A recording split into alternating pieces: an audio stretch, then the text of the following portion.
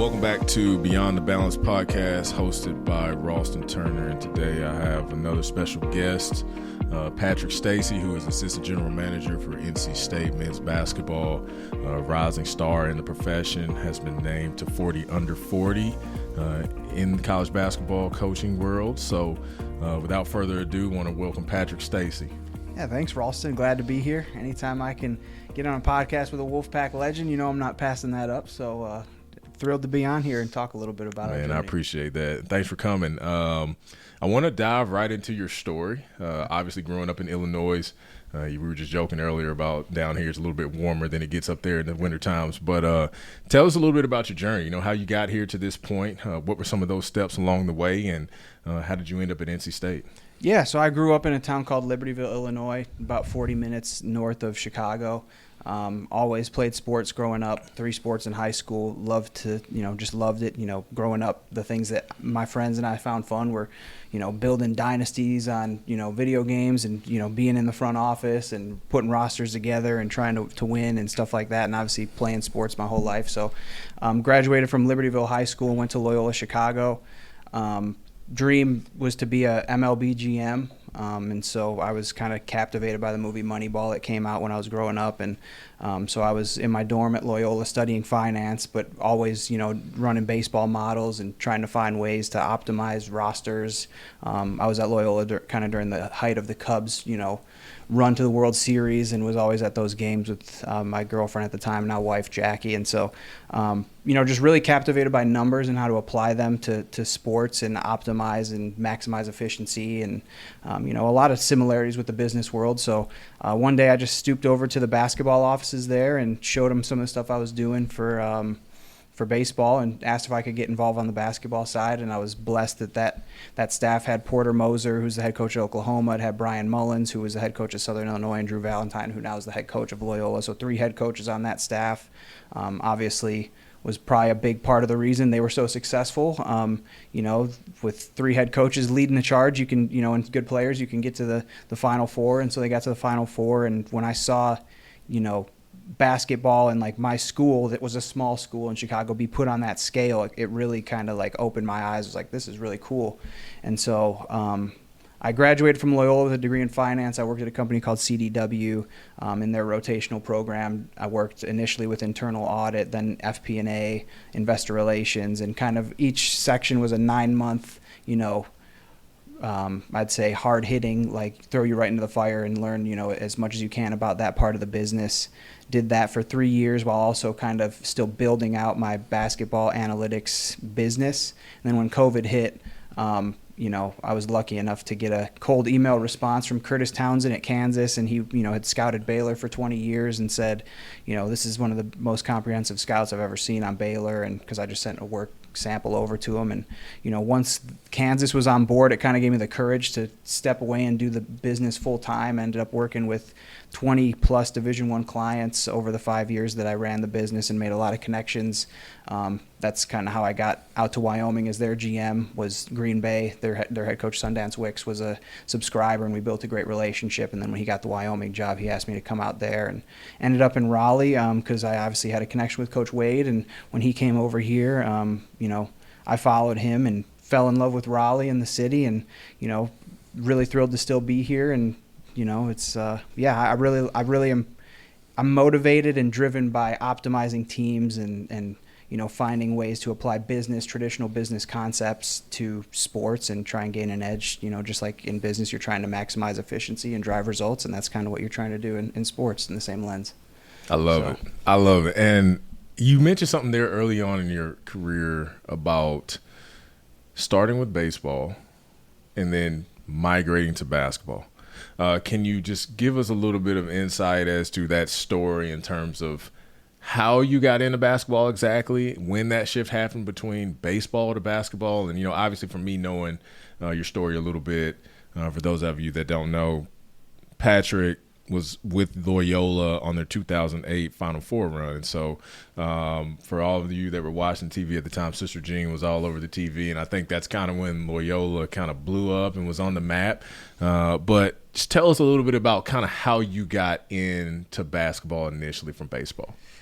Yeah, I mean, so I think it was me as someone that competed my whole life in sports, and once you're done competing after high school, like many people are, you want to find a way to keep scratching that competitive itch, and it can be done through intramural sports sometimes and things like that, but like doing it on a big scale was really kind of attractive to me, and so I just began taking some of the analysis I was doing with baseball, and obviously being around the staff at Loyola. Really learning as much as I could about how they operated and the things they valued. And obviously I felt like I was really lucky to be around a coach like Coach Moser and picked up a lot. But baseball is obviously really advanced in terms of what they track, and we're kind of like the start of the analytics era. I mean, Bill James, has been doing analytics since the 70s with baseball, and, kind of to bring it over to the basketball realm, obviously it's progressed a lot lately, but baseball was the first sport that kind of weaponized it on a large scale. So I just tried to look at it from a lens. I didn't play basketball growing up. I was football, baseball, wrestling, and so I think I had a unique perspective mixed with obviously Coach Moser and everything I learned from him, but a unique perspective of like looking at the game and asking questions that are untraditional and things that kind of might just go by the wayside in a basketball person's mind. Just how can we be more efficient? And everyone talks about paint touches, but okay, we average this many points per possession, we get X amount of paint touches or passes, and just thinking about things in the game like how does that apply? Like I looked at shooting, like if you contest with your right hand or left hand on a closeout, are the percentages different for the shooter? And just trying to be creative and use kind of like my greenness in the basketball space and not really knowing as kind of like something that could be a beneficial thing that could derive insights that people really never thought of. And so I just naturally gained traction in that. Obviously God blessed Loyola with that journey. Sister Jean was a big part of it. And when you kind of got a tailwind behind you of having a team, that's a mid-major, have a lot of success, sometimes people rightfully or wrongfully so will correlate, the analytic stuff with it. And so, I just kind of fell into the basketball and gained a lot of momentum and made a lot of connections. And apparently enough people liked me to where I could start a business, and it kind of just ended up here. And I've just I'm obsessed with it now, and it's my life, and I love it. So tell us a little bit about Jam Basketball, right? Started that before the pandemic as a college student? Yeah. And tell us a little bit about that, what it is, how you help different teams. And now as NC State being on staff, is Jam still a thing? Did you have to stop doing it? Or do you kind of do a little bit of both where you do still work with some other clubs, but you do most of your time with the Wolfpack? Like, tell us just a little bit about Jam. Yeah, so I started it, and it started as just scouting reports on the team. So I would use Synergy, which is a tracking tool that breaks down everything. It's an awesome tool, but drive tendencies, left, right. How can we stop a player? So if he's shooting 24% driving left and 51% driving right, okay, well let's be more intentional about making sure the guys know to force them left when they can, whether it's on a closeout or guarding ball screens, however we can. Are they better shooting off the dribble or off the catch? And kind of so.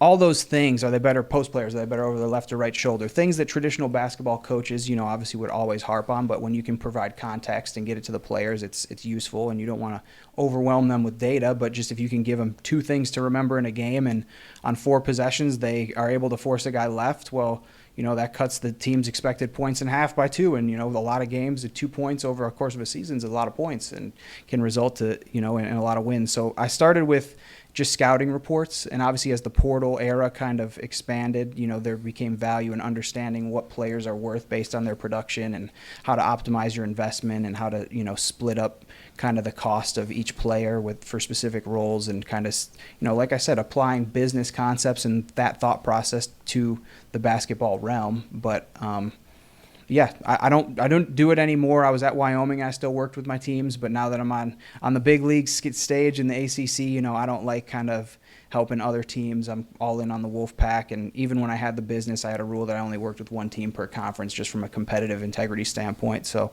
I'm all in on the Wolfpack now. But yeah, it started as just scouting reports, and it really evolved into lineup analysis and transfer portal ratings and all that kind of stuff. So. I try to just use data however I can to help in recruiting pitches and everything, because people like data, even if they're not math inclined. They kind of like that there's a plan and reasoning behind, whether it's your development plan or your strategy and all that. So it's kind of a natural synergy. Yeah. So now you're an assistant GM at NC State for men's basketball. Obviously, you are deeply involved with the building of rosters, talent evaluations. Obviously, analytics is also a big part of that. For those that, you know, are interested in knowing, in this new college basketball landscape, when you're trying to build a roster, like talk about talent versus fit. Talk about how the analytics help you build a roster. Just talk about when you're trying to get these pieces together. Like, take us through that process of building that roster out. Yeah, so I mean, with my analysis of it, I have like a core thing that the core ethos of things that I like, players to embody or things that teams should strive for. So I broke it down into 6 factors, and they're intuitive from a basketball standpoint. But over the last 10 years, every national champion has been top 100 in shooting, so jump shooting, ball screen offense, ball screen defense, transition offense, transition defense, and rim finishing, which seems intuitive and theoretically, pretty easy to figure that out. But then, so when you're evaluating a player, okay, how does he help us in each of these key areas? And then the aggregation of all those guys, how does that collectively fit together as a team to get us to where we feel like we can be in the top 100 in all those areas?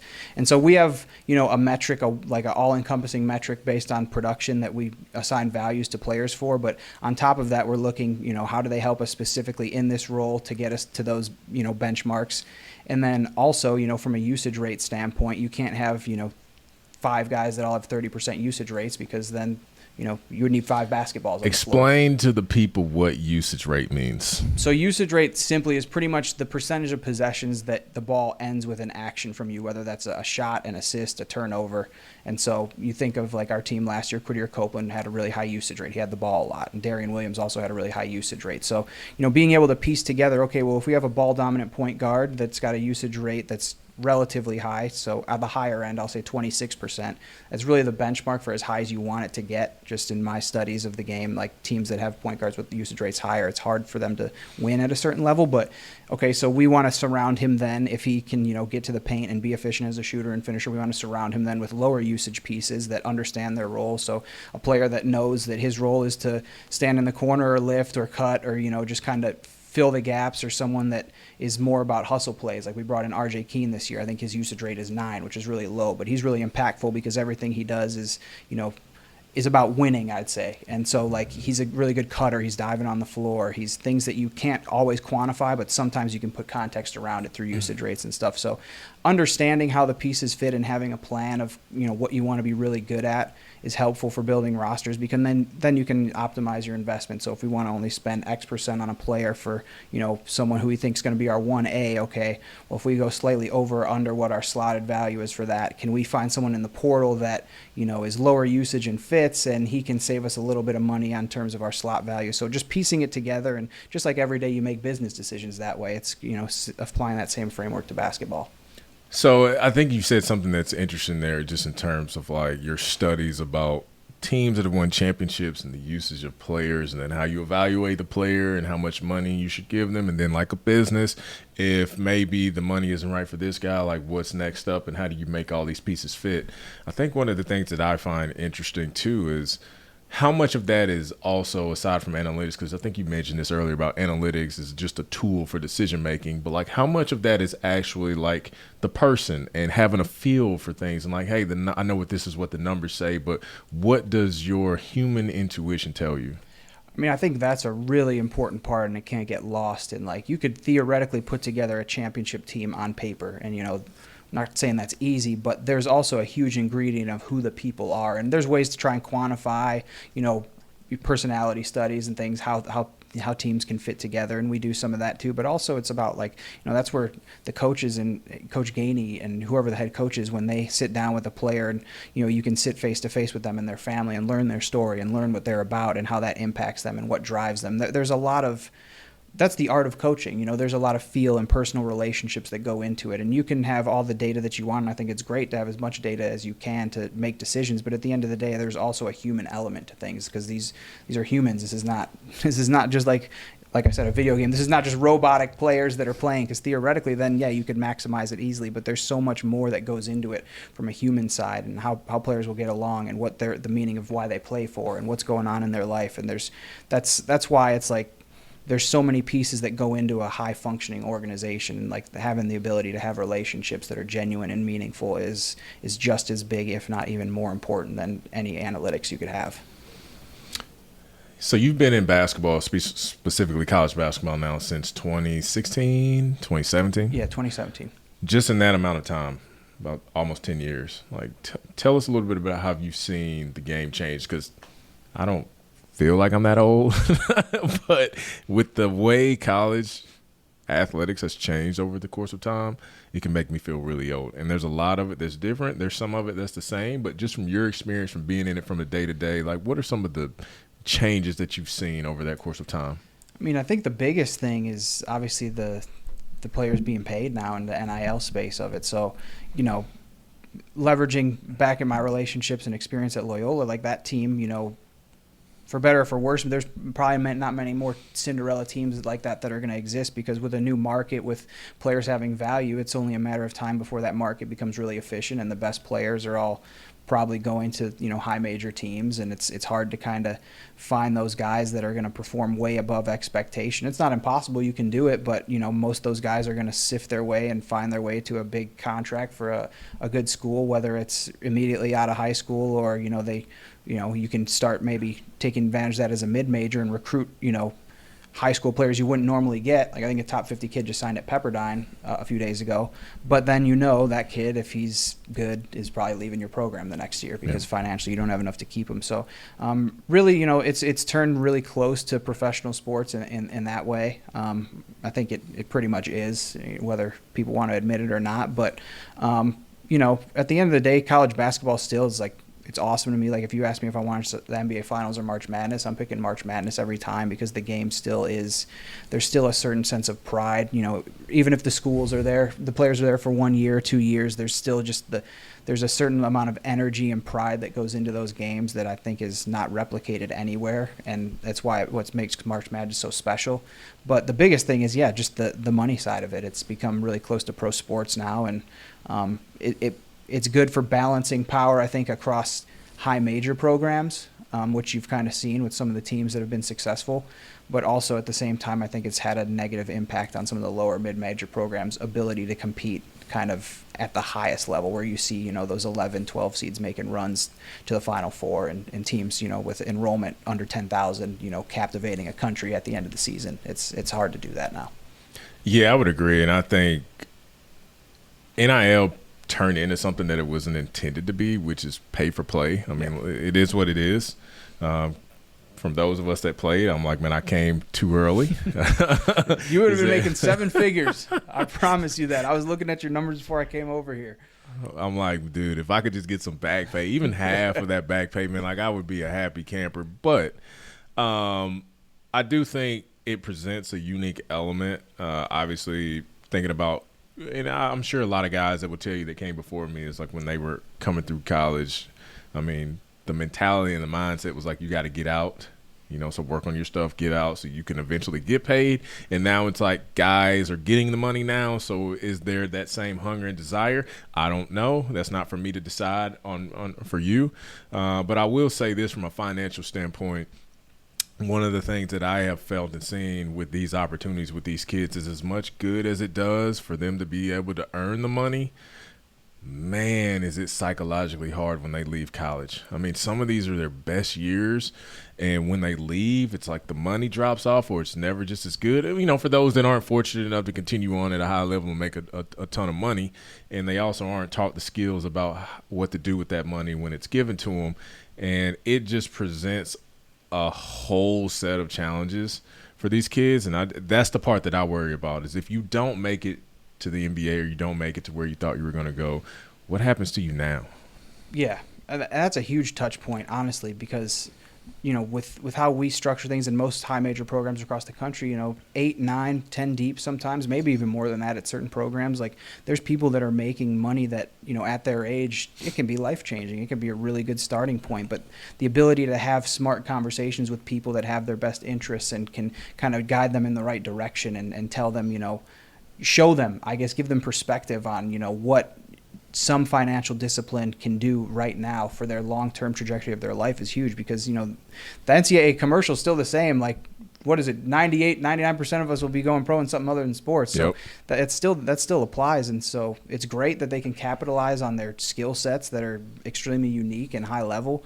But at the same time, being able to use that for good to, set them up in the future. That there's so much potential and opportunity for these players with the amount that they're making to make really good choices now that'll impact generations of family. So it's definitely something that I've seen good and bad with the players and the money they're getting, but it's net good in my opinion because they're getting money, but like you just want to maximize the decision making and the amount of people that make good decisions with that money, because it is truly something that could set them up, especially with how young they are, for a really, really successful life. Absolutely. I want to move on a little bit just to the NIL transfer portal also, which is different from when I was in school. And for those of you listening, I haven't been out of school for that long. But NIL transfer portal, and as a coach, the coaches' kids at the high school level, I've said this over and over and over, that there are less opportunities for these kids than there ever were. And in terms of them getting to, for this example, Power 5, Power 4 conference, just talk about any advice for high school kids out there that are trying to get a scholarship. What would your advice be for them? Would it be, maybe start at a lower level and try to work your way up? Or would it be, you have to be top 50 in your class to be able to get one of these looks? Like, just tell us a little bit about the portal, NIL, and high school opportunities. Yeah, I would always lean towards going where you're going to play and have a role instantly, because that allows you, especially now with the 5-year rule that'll pass, that allows you then, even as a freshman, if you go to a low major program and you're a double figure scorer, there's a good chance that you hit the portal the next year and you're going to have 20, 30 high majors offer you just based off that skill set. And whereas if your trajectory is, okay, I'll go to a high major out of high school because it looks cool, I signed to NC State and I'm good enough to be at NC State. If you don't play your freshman year, then you're probably bouncing back to the low major where you're not going to get paid as much, and maybe you have to wait again and to do the same opportunity that you would have had out of high school where you go play, which also, who wants to go sit on the bench? A lot of these players, all of them, if you're a college basketball player, you're really good and you've probably been one of the best players on your team your whole life. So to sit on the bench and develop for a year sometimes, if you're going to a program that values development, is great, but a lot of programs in this ecosystem are just trying to get the best players every year because it's free agency every year. So I think the general advice would be if you're not a top, really highly touted recruit that's going to have a role and a path as a freshman, definitely go to a low and mid major and play and impact the game there, and you can really increase kind of the overall expected value in terms of your earning power by doing that. And we talked about advice for the kids, but put yourself on the other side of the shoes. You obviously have a child, so this will be you someday, but what questions should the parents be asking in this process? Oh, that's a good question. I think the biggest thing is having a clear understanding and trust with the coaching staff about, the role and the situation. There's things you could get into like revenue share split and third party split. And so the way it is revenue share dollars that come from the school, those are fully guaranteed, and third party dollars are not fully guaranteed. But obviously, if a school is not making good on their third party agreements, you're probably not going to get many players for a long time. So those things are important to kind of understand, just because, obviously we'd like to maximize the amount of guaranteed money you can get. But outside of that, it's really just having the ability to feel and have a transparent conversation with what the role will be at the school, what the development plan looks like. If it's a multi-year deal, do you think there's a path to, is there a track record of that coach or that program developing guys and seeing them through from freshman year to senior year and seeing them develop? Those would be the biggest things on top of any academic questions you have, because at the end of the day, that's still theoretically why you're supposed to be going to school, is to get an education, right? And so that's really important for all those, everyone's not going to go to the NBA or even play professionally. And if you do, it's probably, it's not going to carry you all the way through the rest of your life. So being able to get an education is still, something I think that gets lost sometimes in this process, and definitely something that needs to be at the top of everybody's mind. It's great. And obviously being a graduate from NC State, a few years back, I was in the gym and they had a recruit in town, and I was talking to his parents, and I said, when I was in his shoes, one of the things that I did not think much about was life after basketball. Who does at that stage, right? That's not new. But I said I never had any idea how much this decision of coming here and being in Raleigh would impact me after my career. And so I want to say this to anybody out there listening is that, hey, again, being cheesy about the old commercial of 99% of you will go pro in something else other than your sport. And it's actually true. It's well documented. When you're making decisions, one of the things that I ask myself is, I have an alumni base. I was pre-portal. I have an alumni base, but kids that may go to 5 schools in 5 years, what alumni base do you tap into for opportunities outside of basketball? I don't know the answer to that question. I think that's something to maybe keep an eye on. But I do think, to your point, as much as it is about the money and as much as it is about basketball, don't forget about the other piece of that too, because 99% of you will go pro in something other than sports. So you work in a very demanding profession. There's never really an off. You might have a few days here, a few days there, but it's never really off. Recently had a child. So newer father, yep. Obviously married, have a wife. Tell us what it's like in terms of balancing a family with a demanding profession, and has your priorities shifted in terms of now, what's important to you, what was important to you, and just how do you balance all that? Yeah, obviously you say demanding, and yes, it is demanding from a time standpoint, but also fully aware there's a lot of people that do a lot more important jobs than we do at the end of the day. It's fun. It's being around basketball every day, and it's really fun. But as far as a time standpoint, yes. So obviously time with the family is very important. I feel like after having a child, the biggest thing for me was, in my off time where it used to be, hey, I want to go to the Canes game, or hey, I want to go golf or something. It's like you want to spend all those moments, especially, with a little baby, with that baby, and see it grow and develop and interact. And so that's the biggest thing. Obviously, coaches' wives get kind of a really good reputation for being, they hold everything together, because they do. My wife, she's definitely 1A in terms of taking care of the baby, doing everything, handling all the stuff around the house. And, I can't function without her. And so her impact cannot be understated. And so, but the biggest change I'd say with having a kid is I think it changed personally my why. Obviously before I wanted to set myself, and I knew I wanted to have a family. But now it's once you actually have a little girl and you see her every day, and you just, it changes you as a person. And so it just really it changes your perspective. It makes you want to be around them, and makes you want to do whatever you can, work as hard as you can to provide for them. So it's the greatest blessing in the world. Shout out to all the special wives out there, especially the coaches' wives. It's being in sport. I know all the hats that you wear and how you keep things together. But both of us are girl dads. For me personally, having and being around girls has definitely changed me. It's made me softer. It's made me a little more patient, and I don't always feel like I'm great at it. And there's a lot of things that happen that I don't understand. But just, since being or having a child, daughter, have you seen that change in you at all? Yeah, I feel like if I had a son, it would have been different. I would have been the tough one, but now mom is the tough one, and I was obviously she can't even talk yet, but once she does, I'm never going to say no, and I'm going to give in to everything that she wants, and it's just naturally kind of how it's going to be. But I still at the same time got her a little soccer ball, and I try to get her to love sports, even though she doesn't know what she's doing right now, but just still make her a tomboy, honestly, because that's fun for me. But yeah, being a girl dad is something. Obviously, growing up, you always think oh, I want a son so you can play sports. Yeah. But now it's just she's the most special and precious thing in the world to me. Yeah. So it's just it's like I said, the greatest blessing that there could be. Yeah, it's awesome being a girl dad. I too, like you, I thought I would always have boys, and then I've got girls in the house, and it definitely opens your eyes and makes you. I would call it be aware of a different side that you probably never knew you had, and you got to tap into. But also, you're the example, mm-hmm. of men. Yep. And so I don't take that lightly. Again, I'm not always perfect at it, but I try. And I think as long as you lead with love, everything will work out.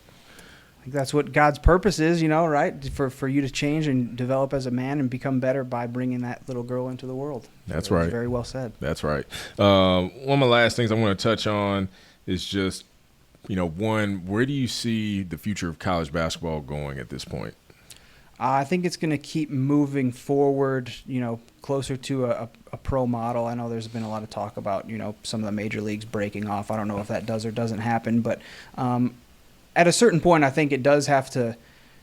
The pendulum has to swing back a little bit because it's a point now where there's a lot of agents. I say agents. Agents have a lot of leverage, and there needs to be some guide rails put in place. I think for sure to kind of reel it back in and get it to a spot, because you'll see something new every day. It's like a player being eligible or someone that's, signed in the transfer portal that's been a pro for 5 years. I think it's gotten away from some of what makes college basketball really special. And it's such a special sport that that specialness will never get taken away. But there's things that are kind of, I'd say, taking some of the shine from basketball a little bit. And it's not as pretty as it once was, and it's not as special as it could be, and there needs to be some guide rails put in place that kind of limit those things and get it back to at least at the foundation being what it was about. So kids going and get an education, and it's great that they can make money, but being, for kids that are 18 to 23 and young men that are still developing, not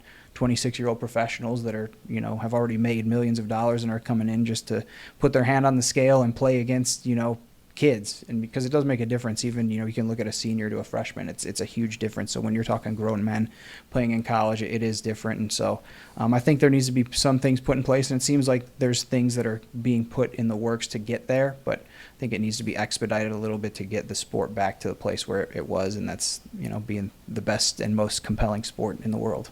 Yeah, and to your point, I'm sure if anyone's not seen the interview from Tom Izzo, he was very candid about it, that, what it was intended to be was for young men to come here to develop, get better basketball, get an education, and be ready to move on to the next level. And to his point, he said, if I told, Patrick Stacy, hey, here's your opportunity this year, and then mid-stride, all of a sudden I got a 27-year-old coming in, like who are you actually hurting? Mm-hmm. And to your point earlier about the advice to parents is, here's the plan, and we talked about this, and all of a sudden mid-stride, now we're bringing in this 27-year-old from Europe, and that has completely changed, and that's going to have the most effect on the kid. Yep. And so I just, a lot has changed. It's hard to say, when or how fast some of these changes will happen, should happen. But to your point, and I agree, I think it's kind of gotten a little bit too broad.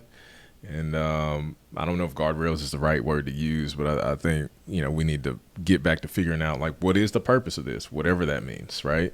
Yep, no doubt. Last question. Younger Patrick Stacy walked in the room right now. What advice would you have for him? To remain persistent and passionate about what you do, and to, like everything, it sounds cliche, but hard work over time and not quitting is probably the recipe for success for anything that you can do.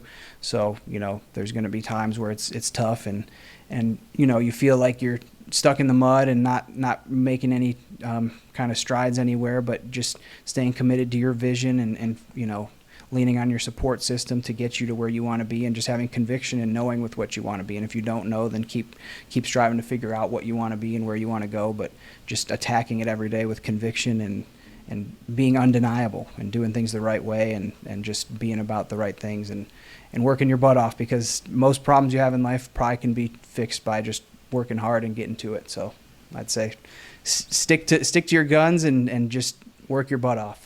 It's cliche, but I feel like it's good advice that if everyone listened to it, they could probably achieve, all their dreams. And don't ever feel like any dream is too big or too small. Whatever you're passionate about, that's your purpose in life, and you can attack it and make yourself and the world better by doing that. Well said. Patrick, thank you for being a guest today, man. I really enjoyed this conversation. Thank you. This was a blast. Anytime. All right, everyone. Thanks for listening again. Patrick Stacy, assistant GM at NC State. Patrick, I'm sure we'll be seeing each other around soon, but if you need anything in the meantime, you know where to find us. Yes, sir. Go Pack. All right.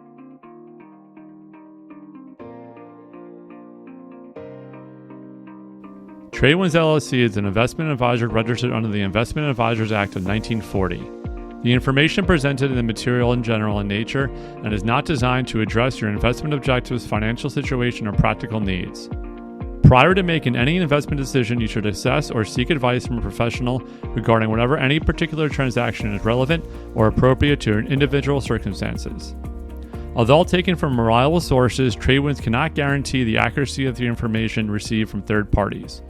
The opinions expressed herein are those of Tradewinds and may not actually come to pass.